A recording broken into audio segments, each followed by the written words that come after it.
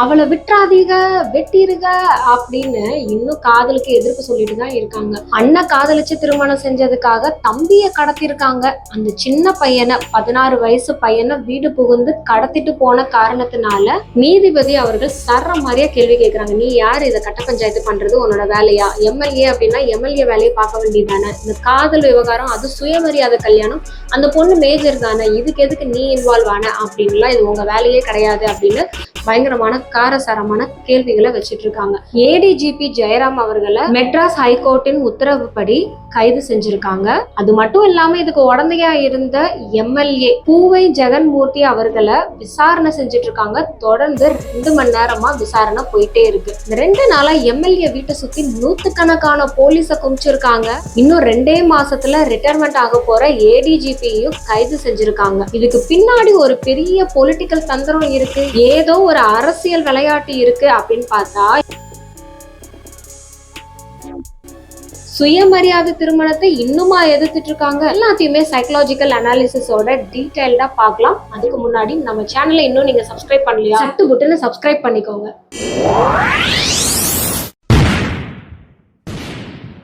Side கேப்ல psychology கத்துக்கலாமா?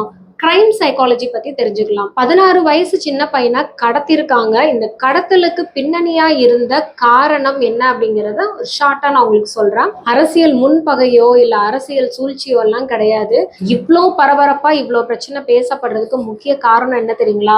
காதல் விவகாரம் தான். அதுலயும் இன்ஸ்டாகிராம்ல ஏற்பட்ட காதல். தேனியை சேர்ந்த செல்வந்தர் வனராஜ் அவங்களோட பொண்ணு 500 கோடி சொத்துக்கு வாரிசாக இருந்த அந்த பொண்ணை லவ் பண்ணது பெரிய கோடீஸ்வரனோ இல்ல ரொம்ப சொத்து மதிப்புள்ளவங்க எல்லாம் கிடையாது. இது முழுக்க முழுக்க பியோர் லவ், அந்த உண்மை காதல், தெய்வீக காதல்னு வாங்கல. அந்த மாதிரி இன்ஸ்டாகிராம்ல பார்த்து பேசி பழகி அவங்களுக்குள்ள காதல் ஏற்பட்டிருக்கு. போன ஏப்ரல் மாசம் இந்த பொண்ணு வீட்டை விட்டு வெளியே ஓடி வந்து திருமணம் செஞ்சுக்கிறாங்க. சுயமரியாதை திருமணம். 2 பேருமே மேஜர் தான். ஸோ இதுல எந்த பிரச்சனையுமே கிடையாது. ஆனா இந்த வெட்டுவேன் குத்துவேன் அவளை விட்டுறாதீங்க துரத்துக அப்படின்னு சொல்லிட்டு இன்னும் அந்த ஊருக்குள்ள ஒரு பெரிய நாட்டாம பண்றவங்க எல்லாம் இருப்பாங்கல்ல, அந்த மாதிரிதான் இந்த பொண்ணோட அப்பா. சரி, இந்த பொண்ணை இன்ஸ்டாகிராம்ல முன்ன பின்ன தெரியாத ஒரு பையன், திருவள்ளூர்ல தான் அந்த பையன் இருந்திருக்காப்ல. இந்த பொண்ணு தேனிக்கார பொண்ணு. ஸோ தேனிக்கும் திருவள்ளூருக்கும் எப்படி கனெக்ஷன் ஆச்சு? இவங்களுக்குள்ள இன்ஸ்டாகிராம்ல கனெக்ஷன் ஆகுது அப்படின்னா, ஒண்ணு அந்த பொண்ணு வீட்டுல ரொம்ப கண்டிப்பா இருந்திருக்கணும், பாசம் இல்லாம இருந்திருக்கணும், சொத்து சொகம் எல்லா வசதி வாய்ப்பும் இருந்துட்டு அந்த பொண்ணை சாப்பிட்டியாமா அப்படின்னு கேட்கறதுக்கு கூட நேரம் இல்லாத அப்பா அம்மா இல்ல கூட இருக்கிற உறவினர்கள். இந்த மாதிரி ஒரு சூழ்நிலையில ஒரு வயசு பொண்ணுக்கு யாராவது ஒருத்தர் இன்ஸ்டாகிராம்லயோ இல்ல போன்ல ஃபேஸ்புக்ல அன்னோன் பர்சனா இருந்தாலும் சரி இல்ல நோன் பர்சனா இருந்தாலும் சரி ஒரு அளவுக்கு அதிகமான ஒரு அன்பையும் அக்கறையும் காட்டும் போது அந்த பொண்ணுக்கு என்ன மனசுல தோணும்? என்னோட அம்மா அப்பாவே என்னை கவனிக்கல, ஆனா இந்த பையன் என் மேல எவ்வளவு லவ் வச்சிருக்கான், எவ்வளவு அன்பா இருக்கான் அப்படிங்கிறது தானே தோணும். இங்க நம்ம சைக்கலாஜிக்கலி அனலைஸ் பண்ண வேண்டியது, காசு பணம் நிறைய சொத்து இருக்குது, பொண்ணோ பையனோ, என் பிள்ளைய நான் குறையில்லாம வளர்க்குறேன்ற பேர்ல அவங்க எல்லாத்தையுமே அளவுக்கு அதிகமா செய்வாங்க. ஆனா என்ன ஆக்சுவலி அந்த பிள்ளைங்களுக்கு தேவை? அந்த அன்பும் அரவணைப்பும் பாசமும், உட்கார்ந்து பேசுறது, அவங்க கூட டைம் ஸ்பெண்ட் பண்றது, சாப்பிட்டியான்னு கேட்கறது, ஃப்ரீடம் கொடுக்கறது. ஏன்னா இந்த பொதுவா கிராமங்கள்ல இந்த தேனி, மதுரை, இல்ல உஸ்லம்பட்டி இந்த மாதிரி ரொம்ப உட்கிராமங்களா இருக்கட்டும், இல்ல எந்த மூலையா நம்ம தமிழ்நாட்டுல எங்க இருக்கிற கிராமங்களா இருக்கட்டும், நல்ல பணக்காரவங்களா இருப்பாங்க, பண்ணக்காரவங்களா இருப்பாங்க. ஆனா பிள்ளைங்களை வெளியிலேயே அனுப்ப மாட்டாங்க. அவங்களோட முக்கியமா பொம்பளை பிள்ளைங்க அப்படின்னு சொன்னா அவங்களோட அடிப்படை சுதந்திரத்தையே கட் பண்ணுவாங்க. எங்க போனாலும் ஒரு 2 பேரை கூட அனுப்புறது, எங்கேயாவது வெளியில ஷாப்பிங் போகணும் அப்படின்னாலும் வீட்டுல இருக்கிற சொந்தக்காரவங்களை கூட பாடி கார்ட்ஸ் மாதிரி அனுப்பி வேவு பார்த்துட்டு வர்றது. இதெல்லாம் இந்த காலத்து பொண்ணுங்களுக்கு அது செட் ஆகுமா? இல்ல பையங்களுக்கே செட் ஆகுமா? என்னோட கிளைண்ட்ஸே நிறைய பேர் சொல்லியிருக்காங்க, பேசிக் ஃப்ரீடம், ஒரு பிரைவசி எனக்கு கிடைக்க மாட்டேங்குது. எங்க வீட்டுல எந்த குறையுமே கிடையாது, நல்லா ரிச்சா இருக்கும். ஆனா அந்த ரிச்சா இருக்கிறவங்களுக்கு என்ன பிரச்சனை தெரியுமா? அந்த நிம்மதின்றது ஒரு பெரிய பிரச்சனையா இருக்கு.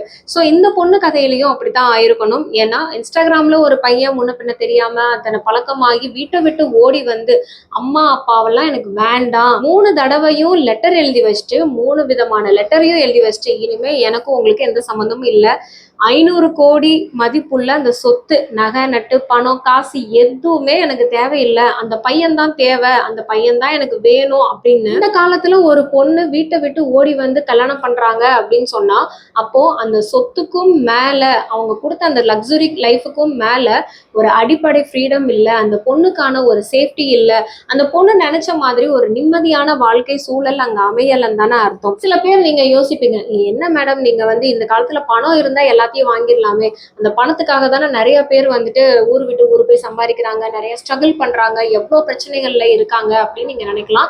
ஆனா பணத்தை காட்டிலும் நிம்மதி அப்படிங்கிறது ஒண்ணு வேணும். ஒரு அடிப்படை சுதந்திரம், இண்டிபெண்டன்சி அப்படிங்கிறது, அட்டானமி அப்படிங்கிற ஒரு விஷயம் எல்லா இண்டிவிஜுவலுக்கும் ஒரு காமனான ஒரு உரிமை தான். ஏன்னா இவ்வளவு கோடி மதிப்புள்ள ஒரு பொண்ணு ரோட்ல வெளியில போனா யாரையாவது கடத்திடுவாங்களோ, அவங்க பேரண்ட்ஸ்க்கு என்ன ஒரு இன்செக்யூரா இருக்கும், பிள்ளைக்கு வந்து பாதுகாப்பா இருக்காது, இல்ல அவங்க வேற யாரும் லவ்ல விழுந்துடக்கூடாதுன்னு ரொம்ப இறுக்கி இறுக்கி பிடிக்கிறது. அதாவது ஒரு எப்படி நம்ம வந்து பாசத்தை காட்டுறேன்னு சொல்லி ஒரு புறாவை வளர்க்கும் போது அந்த புறா மேல நமக்கு அளவுக்கு அதிகமான பாசமும் அன்பும் இருக்கும். அது வெளியில விட்டா எங்கேயாவது மழையில் நனைஞ்சிருமோ வெயில்ல இதாயிருமோன்னு சொல்லி அந்த புறாவை இறுக்கி அணைச்சு ரொம்ப ஒரு டைட் ஹக்கு கொடுத்துட்டே இருந்தா மூச்சு திணறலாகி ஒரு பாயிண்ட்ல அந்த புறாவே இறந்துரும்.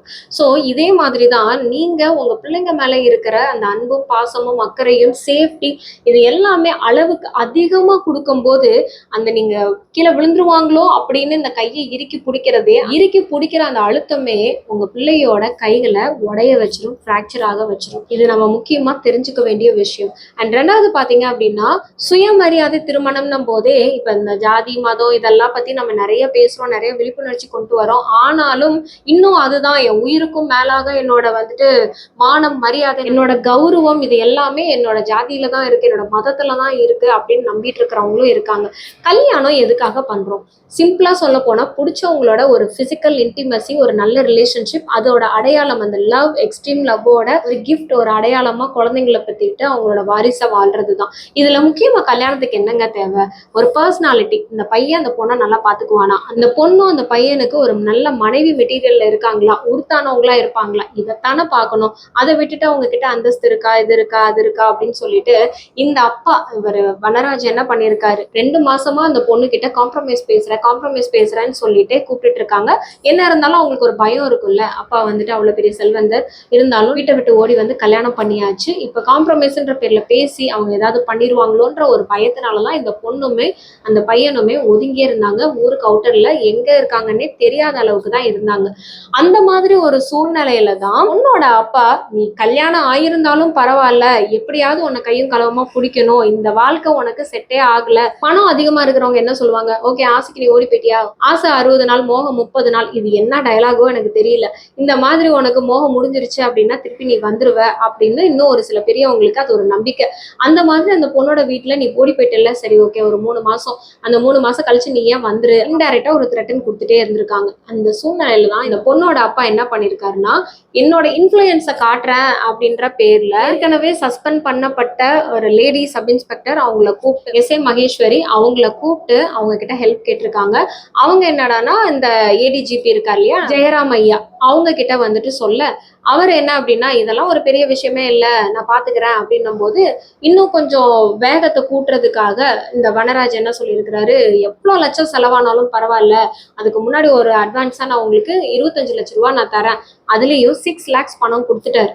அந்த 6 lakhs பணம் கொடுத்த உடனே பணம் என்ன பண்ணும், பாஞ்சிட்டு வேலை செய்யும்ல, அந்த மாதிரி தான் இவங்க என்ன பண்ணிருக்காங்க, பதவி இன்னும் 2 மாசத்துல அவருக்கு வந்து ரிட்டையர் ஆக போறாரு, இதை பத்தி எதுவுமே யோசிக்காம அந்த பவரை அபியூஸ் பண்ணிருக்கிறாரு. என்கிட்ட பலம் இருக்கு, என்ன பண்ண போறாங்க, அதுவும் இல்லாம பண வசதி இல்லாத ஒரு மிடில் கிளாஸ் ஃபேமிலியில இருக்கிற பையனா நம்ம என்ன வேணாலும் பண்ணிக்கலாம் அப்படிங்கிற ஒரு தென்னாவேட்டுல தான் அவரு ஏடிஜிபி அவரோட வாகனத்திலேயே அபிஷியல் வெஹிக்கல்லையே வந்துட்டு அந்த பையன் வீட்டுக்கு போயிருக்காங்க. அந்த பையன் வீட்டுல இல்ல, அந்த பொண்ணும் இல்ல. ஸோ அப்ப இல்லை அப்படிங்கும் போது அந்த பையனோட தம்பி 16 வயசான அந்த தம்பி வந்துட்டு மாடியில தூங்கிட்டு இருக்கும் போது அவங்க இழுத்துட்டு வராங்க. ஸோ இழுத்துட்டு வந்துட்டு விசாரணை அப்படின்ற பேர்ல அவங்க கடத்துறாங்க. ஏன் கடத்துறாங்க அப்படின்னா, இந்த பையனை தூக்கிட்டா அவங்க அண்ணனும் அந்த பொண்ணும் வந்துருவாங்க அப்படிங்கிற மாஸ்டர் பிளான்ல. இதுல எப்படி இங்க எம்எல்ஏ வந்துட்டு இன்வால்வ் ஆகுறாருன்னா, இந்த மீன்வைல் இந்த பேச்சுவார்த்தை போயிட்டு இருக்கும் போதே, ஏன்னா போலீஸ் டிபார்ட்மெண்ட் கிரைம் பிரான்ச்சுக்கு போனாலே இந்த சிடிஆர் கால் டீடைல் ரெக்கார்ட்ஸ் மூலியமா எல்லா இன்ஃபர்மேஷனும் யார் யாரு கால் பண்ணா, எத்தனை மணிக்கு கால் பண்ணா, என்ன பேசுறாங்க எல்லாத்தையும் டீட்டெயில் எடுத்துருவாங்கல்ல. அந்த மாதிரி தான் இவர் வந்து அந்த படத்துல வர மாதிரி அப்படியே ஒரு என்ட்ரி கொடுக்குறாரு நம்ம எம்எல்ஏ பூவை ஜெகன்மூர்த்தி. அவரும் இதுல இன்வால்வ் ஆயிருக்காரு. எல்லாமே பணம் பண்ற வேலை. இந்த செல்வந்தர் இருக்கார் இல்லையா, அந்த வனராஜ், அவர் சொல்றாரு, பொண்ணை எப்படியாவது என்கிட்ட புடிச்சு கொடுத்துருங்க, உங்களுக்கு எவ்வளவு லேக்ஸ் வேணாலும் நான் தரேன் அப்படின்னு அங்க டீல் நடந்ததுனால இவங்க எல்லாமே அப்பட்டமா உள்ள இறங்கியிருக்காங்க. இதுல முக்கியமான ஒரு எவிடன்ஸ் என்ன இருந்ததுன்னா, ஏடிஜிபியோட வெஹிக்கிள் அங்க நிக்குது. அங்க உள்ள வந்துட்டு எம்எல்ஏ, ஏடிஜிபி, இன்னும் சில போலீஸ் அங்க உள்ள வெஹிக்கிள்குள்ள உட்கார்ந்துருக்காங்க. அந்த பையனை கூப்பிட்டு வராங்க. ரெக்கார்ட் ஆன சிசிடிவி ஃபுட்டேஜ் அண்ட் அங்க இருக்கிற 2 ஐ விட்னஸ் இதெல்லாம் பார்த்த உடனே இது எல்லாமே அவங்களுக்கே எதிரான ஒரு ப்ரூஃபா அமைஞ்சிருச்சு. இதெல்லாம் அவங்க நினைச்சு கூட பார்த்திருக்க மாட்டாங்கன்னு நினைக்கிறேன். ஏன்னா கையில இருக்கிற பவர், ஒரு எம்எல்ஏன்ற பவர், இவர் போஸ்டிங்ல இருக்கின்ற பவர், சிசிடிவி ஃபுட்டேஜ் எல்லாம் என்ன ஒரு இது அப்படின்னு அலட்சியமா நினைச்சிருக்காங்க போல இருக்கு.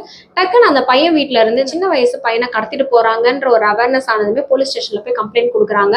அண்ட் நடந்த விஷயங்கள் எல்லாத்தையுமே சொல்லும் போது அண்ட் ஐ விட்னஸோட 2 பேர் டிவி ஃபுட்டேஜ், இந்த வெஹிக்கிள் அங்க இருந்தது, அபிஷியல் ஆஃபீஸ் டைம்ல ஆஃபீஸ் வெஹிக்கிள்ல சின்ன பையனை கடத்தல் சம்பவம்ன்றது இது எவ்வளவு பெரிய ஒரு கிரைமான விஷயம் அப்படிங்கிறத நம்ம மெட்ராஸ் ஹைகோர்ட் ஜட்ஜ் அதை அண்டர்ஸ்டாண்ட் பண்ணி இந்த சீரியஸ்னஸை புரிஞ்சுட்டு இம்மீடியட்டா அவங்கள அரெஸ்ட் பண்றதுக்கான ஆர்டரை கொடுக்குறாரு. இந்த விஷயம் லீக் ஆன உடனே ஃபாஸ்டா நடந்த உடனே அந்த பையனை ஒரு தெருமுனையில இறக்கி விட்டு போயிடுறாங்க. இந்த பையன் சேஃப் இப்போ. ஆனா இப்போ இவங்க 2 பேருமே தொக்க மாட்டிக்கிட்டாங்க.